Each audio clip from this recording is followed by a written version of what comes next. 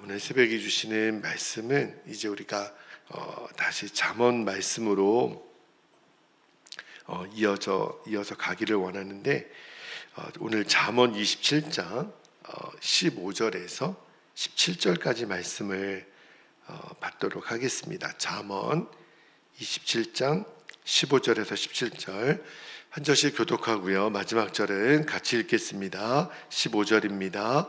다투는 여자는 비 오는 날에 이어 떨어지는 물방울이라.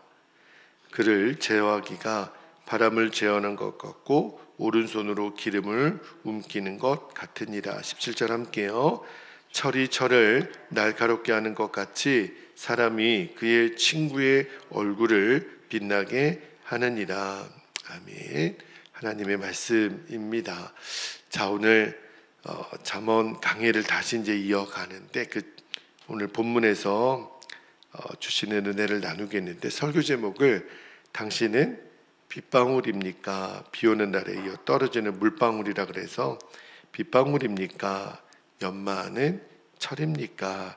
이렇게 좀 제목을 정해봤습니다. 오늘 말씀이 여러 번 읽고 묵상을 했는데, 굉장히 하나님의 말씀이 정말 우리가 피해가지 못하게 현실적이고 또 굉장히 날카롭다라는 생각이 들었어요. 마치 거울을 보듯이 내 모습을 그대로 비춰주는 말씀이라는 생각이 들었습니다. 특별히 오늘 말씀이 우리 가정, 또 교회, 직장, 또 친구, 우리 사회관계에서 우리가 어떤 존재로 살아가야 되는지를 그대로 거울같이 보여주신다고 싶어요. 오늘 세 절밖에는 안 되지만 두 가지 대조적인 인간관계를 보여주는데, 하나는 사람을 지치게 하고 무너지게 하는 관계가 있다는 거예요. 그리고 또 하나는 다른 사람을 세우고 성장하게 하는 이 두 관계가 있는데, 자, 먼저 전자의 경우는 끊임없이 떨어지는 빗방울 같은 관계가 있다, 이렇게 말씀하세요. 자, 15절 말씀을 다시 한번 볼게요. 15절에 보면 다투는 여자는 비 오는 날에 이어 떨어지는 물방울이라. 여기 비 오는 날의 물방울은요, 단순한 비가 아니라 그러니까 지붕에서 계속 떨어지는, 이게 멈추지 않는 거예요. 이게 뭐냐면 신경을 긁는 소리죠. 여기 이제 다투는 여자라 그랬으니까 뭐 부부싸움을 했다든지 이웃과의 싸움을 했다든지, 그러니까 이 다투는 여자, 이게 뭘 상징하는 거냐면 계속 반복되는 시비거리, 이거를 상징하는 거예요. 그러니까 관계 속에서 계속 부정적인 태도를 보이는 거죠. 그러니까 계속되는 불평, 반복되는 비난, 멈추지 않는 잔소리, 사소한 것까지 지적하는 태도. 그러니까 이런 모습이 오히려 큰 실수보다 우리에게 더 큰 상처를 남긴다는 거예요. 왜 그러냐면 이 건강하지 못한 지속성, 그러니까 뭔가를 꾸준히 한다라는 것은 귀한 일일 수도 있겠지만, 이 부정적인 건강하지 못한 지속성이 사람을 굉장히 힘들게 만듭니다. 그래서 이어지는 16절 말씀 보세요. 16절에 보니까 그를 제어하기가, 그가 누구죠?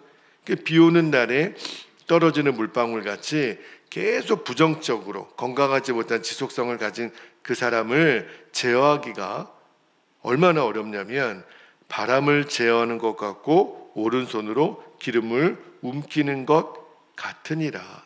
그러니까 인간의 힘으로 통제가 안 되는 거예요. 여러분, 바람을 손으로 잡을 수 있습니까?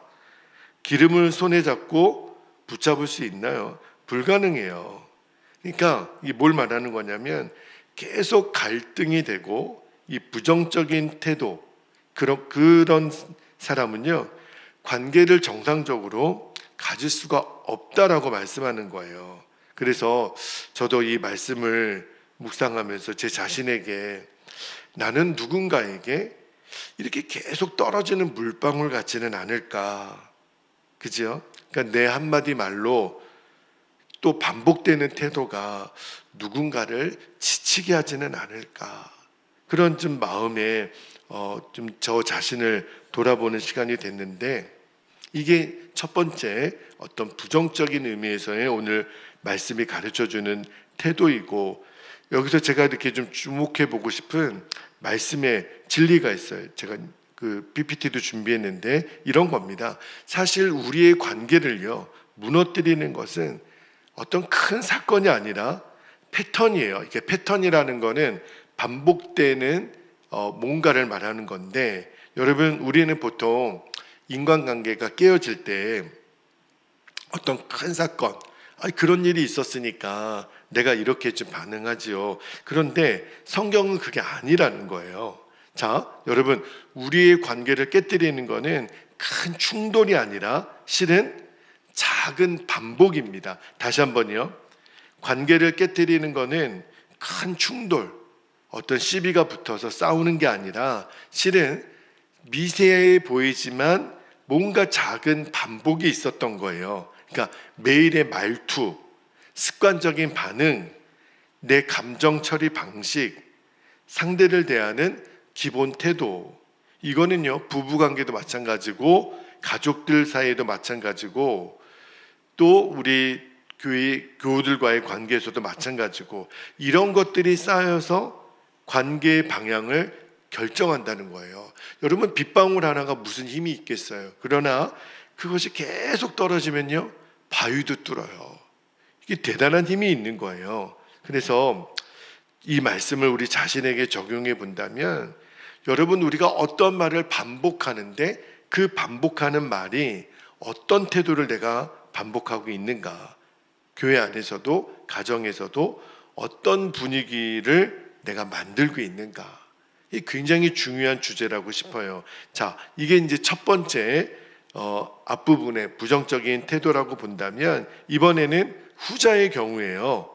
철이 철을 날카롭게 하는 관계가 있다는 거예요. 자, 15절, 16절하고 또 17절은 완전히 다른 그림을 보여주는데, 자, 17절 말씀을 볼게요. 17절에 보니까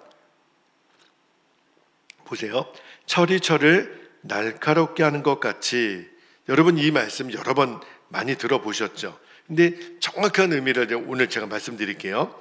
철이 철을 날카롭게 하는 것 같이 사람이 그의 친구의 얼굴을 빛나게 하느니라, 그렇게 돼 있어요. 여러분, 철과 철이 부딪히면 어떤 일이 벌어지냐면 막 불꽃이 튀고요, 마찰이 일어나요. 그런데 그 결과가 뭐라고 나오냐면 굉장히 날카로워진다, 더 유용하게 된다라는 거예요. 그러니까 이게 이 17절 말씀은 철이 철을 날카롭게 한다는 이 말은 서로를 가치 있는 도구가 되게 한다, 그 굉장히 건강한 인간관계를 말하는 거죠. 자, 그런데 이 17절 말씀에서 깨닫게 되는 진리가 뭐냐면, 좋은 관계가 어떻게 형성이 되냐면 사실은 불편함을 감수하는 것, 불편함을 인정하는 것, 불편함을 포함하는 거예요. 여러분, 이 철이 철을 연마할 때 부딪힘이 있어요. 여러분, 인간관계는 이런 부딪힘이 다 있지 않습니까? 여러분, 부부관계가 1년 내내 매번 좋습니까? 아니에요. 부딪힐 때가 있어요. 저라고 예외가 아니죠. 여러분, 좋은 관계는 저는 단순히 관계가 편안하다, 이게 좋은 관계인 줄 알았어요. 근데 그게 아니에요. 좋은 관계라도요, 때로는 잘못을 지적할 때가 있고 때로는 방향을 바로잡아 줄 때가 있다는 거예요. 그래서 대화가 필요한 거예요. 서로 나눔이 필요한 거예요. 왜? 철이 철을 날카롭게 할 수가 있거든요. 자, 그런데 15절 말씀하고 이 17절 말씀이 어떤 차이가 있냐면, 이 빗방울 같은 관계는 자꾸 사람을 깎아내리지만 이 철의 관계는 사람을 세워줍니다. 더 날카롭게 만들어주니까. 이때 날카로운 거는 부정적인 의미가 아니라 더 유용하게, 더 쓰임받을 수 있도록 굉장히 이게 대조적인 관계예요. 그래서 저는 처음에 이 15절에서 17절까지 말씀을 묵상하면서 이게 좋은 친구를 만나야 되나, 또 좋은 관계를 설정해야 되나, 그런 의미인 줄 알았는데, 근데 오히려 이 말씀은 내 자신에게 적용을 해야 된다는 생각이 들었어요. 그러니까 나는 어떤 사람인가, 나는 누군가에게 그 사람을 지치게 만드는 사람인가, 그 사람을 살리는 사람인가, 굉장히 중요합니다. 그러니까 우리가 누군가 이렇게 만났을 때 정말 나를 살맛나게 하는 사람이 있는데, 또 어떤 경우에는 지치게 하는 사람이 있어요.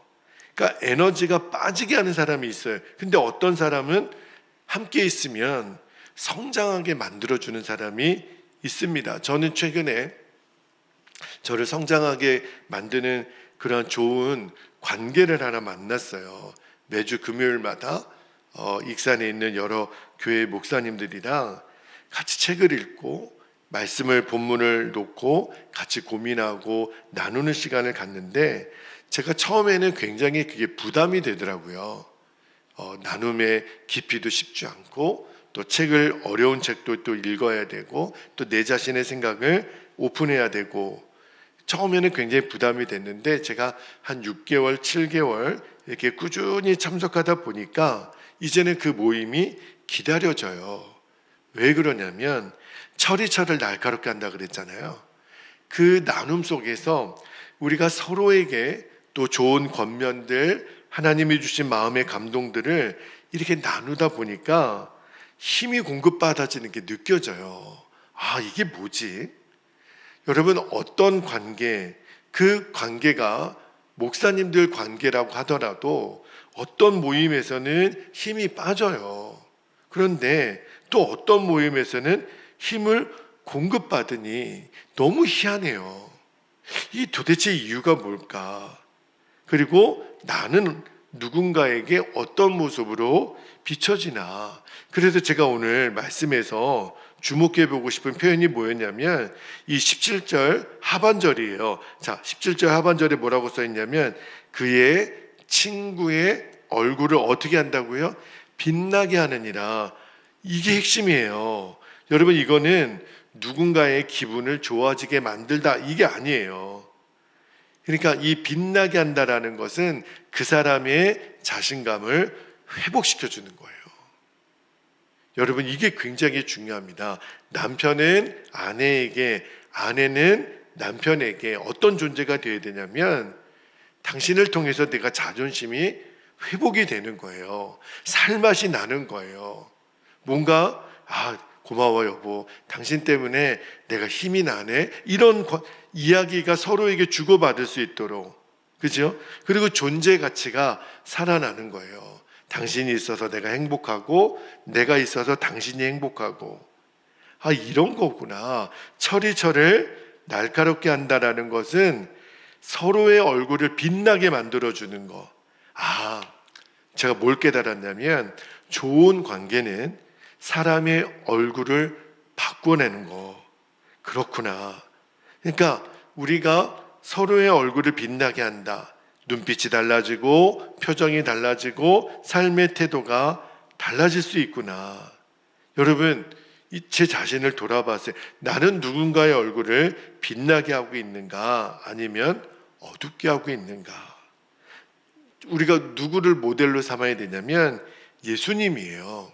예수님은 진짜 완벽한 철과 같은 관계를 늘 보여주셨죠. 뭘 보면 알 수 있냐면, 잘 보세요. 한 예만 들어보면 요한복음 8장에 현장에서 간음하다 잡힌 여인을 예수님이 어떻게 대했냐면 정죄하지 않으셨어요. 사람들은 돌로 쳐서 죽이라 그랬지만 너희 중에 죄 없는 자가 먼저 돌로 치라. 그리고 여인과 둘이 남았을 때 예수님이 나도 너를 정죄하지 않겠다. 그러나 어떤 전제가 있었냐면 다시는 너는 가서 죄를 범하지 말라. 그러니까 죄인을 정죄하지는 않았지만 죄는 분명히 말씀하셨어요. 죄는 하나님께 용납될 수가 없다. 여러분, 연약한 자를 예수님은 끊임없이 품으셨죠. 그러나 그에게 변화 없이 가만히 내버려 두지는 않으셨어요.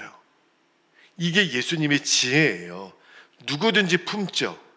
그러나 예수님은 어떤 관계 설정을 하셨냐면 사랑은 하시지만 진리를 포기하지 않으셨어요. 이게 진짜 관계입니다.